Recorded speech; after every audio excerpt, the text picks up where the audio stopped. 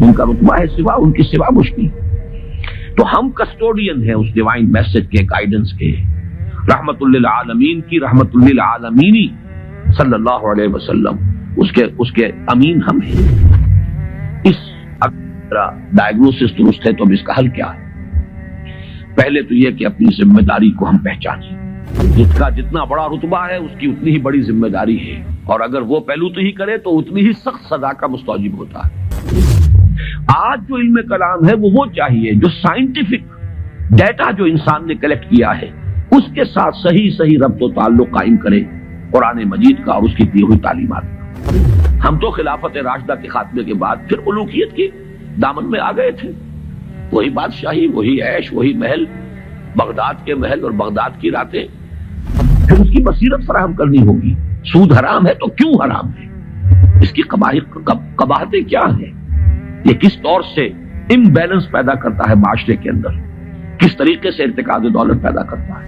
کہ آج تک سائنس کے کسی بھی شعبے میں کوئی ایسی دریافت نہیں ہوئی ہے جس نے قرآن مجید کی بیان کردہ کسی شے کو غلط ثابت کیا.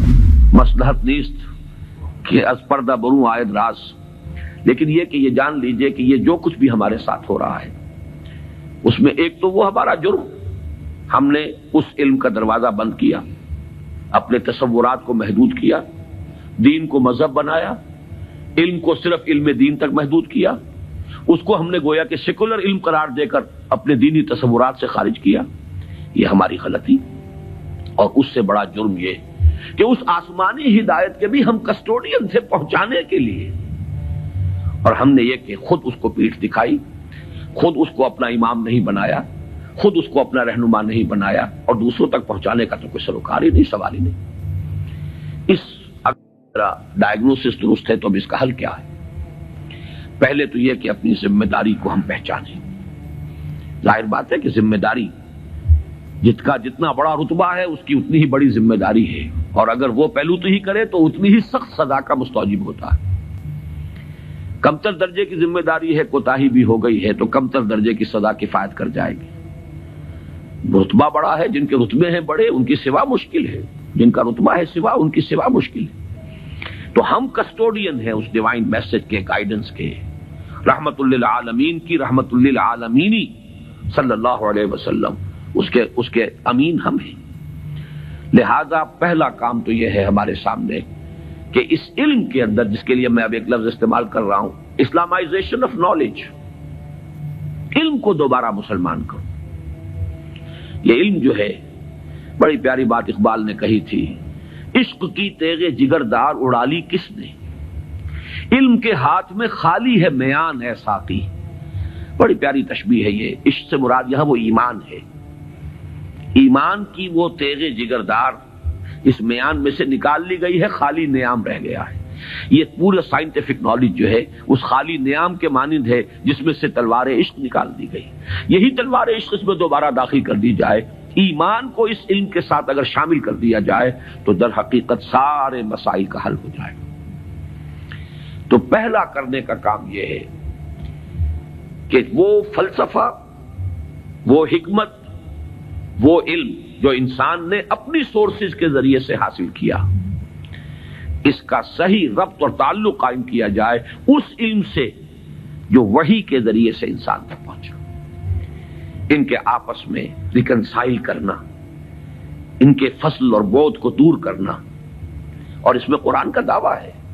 اور جو تھوڑی سی بھی واقفیت رکھتے ہیں، واقعہ یہ ہے مورس بکائی نے پوری کتاب لکھ دی کہ آج تک سائنس کے کسی بھی شعبے میں کوئی ایسی دریافت نہیں ہوئی ہے جس نے قرآن مجید کی بیان کردہ کسی شے کو غلط ثابت کیا ہو. یہ بہت بڑا معجزہ ہے. جیسے قرآن کے اعجاز کا اس وقت سب سے بڑا مظہر کیا تھا کہ تمہارے ہاں بڑے سے بڑے فصیح اور بلیغ اور بڑے بڑے خطیب اور شاعر موجود ہیں، اس قرآن جیسا کلام موضوع کر کے لے آؤ. اگر تمہارا خیال ہے کہ یہ اللہ کا کلام نہیں، محمد کا اپنا کمپوزڈ کلام ہے، تو لے آؤ. فاتو بسورۃ من مثلی. اور کوئی جھوٹ موٹ کو بھی کوئی جرت نہیں کر سکا، اتنی ان کے اندر کم سے کم شرافت تھی. کوئی جھوٹ موٹ کو بھی سامنے نہیں آیا کہ کہتا کہ یہ ہے، میں کلیم کرتا ہوں کہ یہ قرآن جیسا ہے.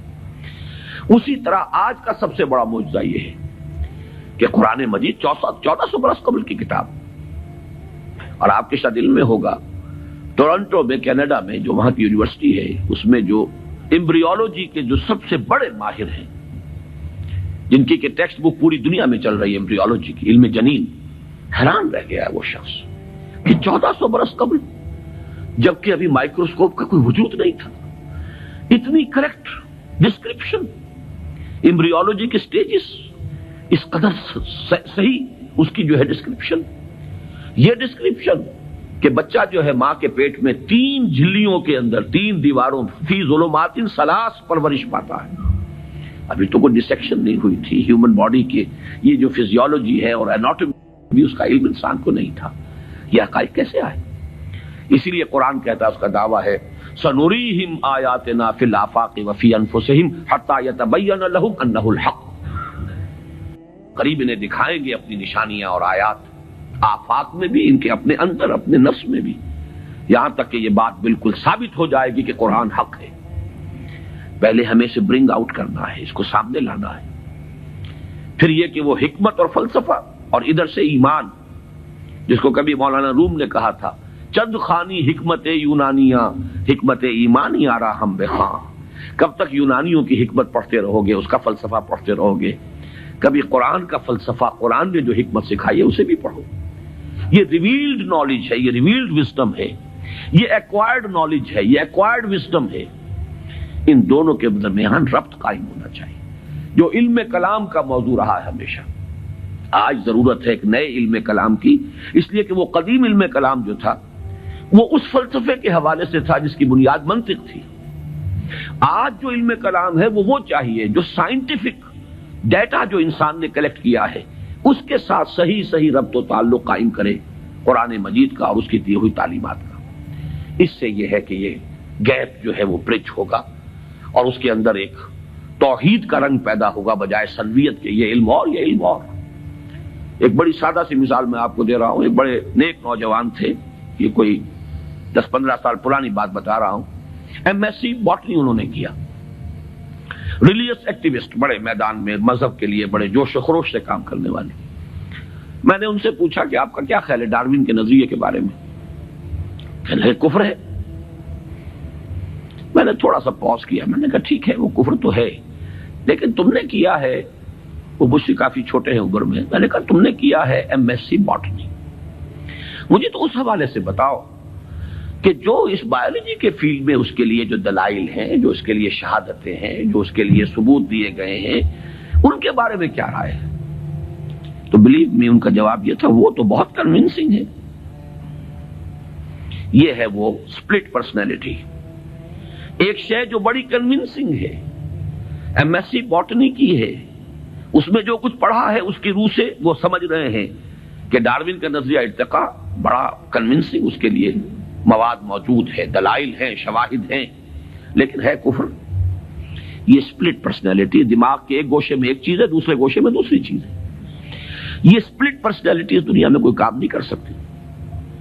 کمپوزڈ پرسنالٹیز، ایک وحدت جس کو کہا ہے قرآن نے علی وجہ البصیرت قل ھذہ سبیلی ادعو الی اللہ علی بصیرۃ انا ومن اتبعنی، اے نبی کہہ دو یہ میرا راستہ ہے، میں اللہ کی طرف بلا رہا ہوں، تو اندھیرے میں ٹامک ٹوئیاں نہیں مار رہا ہوں، علی وجہ البصیرت، نہ صرف میں بلکہ میرے ساتھی جو میرا اتباع کر رہے ہیں وہ بھی دونوں آنکھوں سے راستہ دیکھ کر چل رہے ہیں اور بلا رہے ہیں اگر اس راستے کی طرف تو علی وجہ البصیرت بلا رہے ہیں۔ پہلا تو یہ پرابلم ہے ہمارا اور یہ بہت بڑا چیلنج ہے۔ دوسرا پرابلم یہ ہے کہ یہ سوشل سائنسز میں اور جو سوشل انسٹیٹیوشنز ڈیولپ کیے ہیں انسان نے، اکنامک انسٹیٹیوشنز ہیں، پولیٹیکل انسٹیٹیوشنز ہیں، تھیوری آف اسٹیٹ ہے، پھر اس ریاست کے آرگنز ہیں، ایگزیکٹو ہے، جوڈیشری ہے، لیجسلیچر ہے، کہنے کو خیر چوتھا جو ہے پریس کو کہا جاتا ہے، لیکن 3 ہے بنیادی۔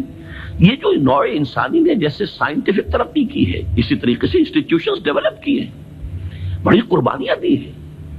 ہم تو خلافت راشدہ کے خاتمے کے بعد پھر ملوکیت کے دامن میں آ گئے تھے، وہی بادشاہی، وہی عیش، وہی محل، بغداد کے محل اور بغداد کی راتیں، وہ جو الف لیلہ، 1000 نائٹس آف بغداد، وہ جو کچھ ہوتا رہا ہے وہ ہمیں معلوم۔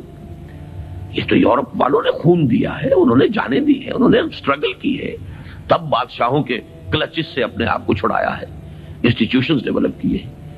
لیکن یہ کہ ان انسٹیٹیوشنز کو اب یا تو یہ ہے کہ بالکل ایک مرعوب ذہنیت کے ساتھ، ڈیفیٹسٹ مینٹیلٹی کے ساتھ جوں کا تو ہم ایکسپٹ کر رہے ہیں، یا یہ کہ ٹوٹلی ریجیکٹ کر رہے ہیں. حالانکہ دونوں چیزیں اللاجیکل ہیں. اس میں تجزیہ کرنا ہوگا کیا صحیح ہے کیا غلط ہے، کیا چیز کمپیٹیبل ہے دین کے ساتھ کیا نہیں ہے. پھر اس کی بصیرت فراہم کرنی ہوگی.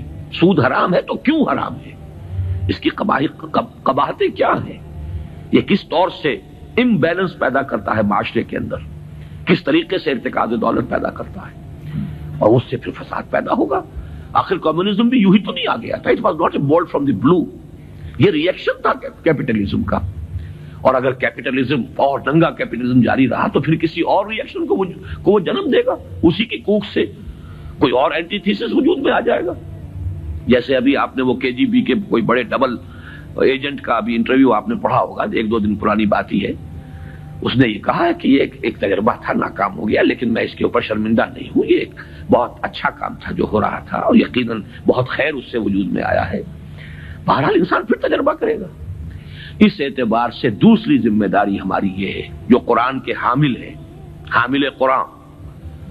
اگرچہ مجھے شعر یاد آیا اقبال کا، جانتا ہوں میں یہ امت حامل قرآن نہیں ہے، وہی سرمایہ داری بندہ مومن کا دین. جانتا ہوں میں کہ مشرق کی اندھیری رات میں بے ید بیضا ہے پیران حرم کی آستی. تو حقیقت تو وہ ہے جو اقبال نے کہی ہے. لیکن بہرحال سو کالڈ حامل قرآن تو ہم ہیں نا، قرآن کو ماننے والے.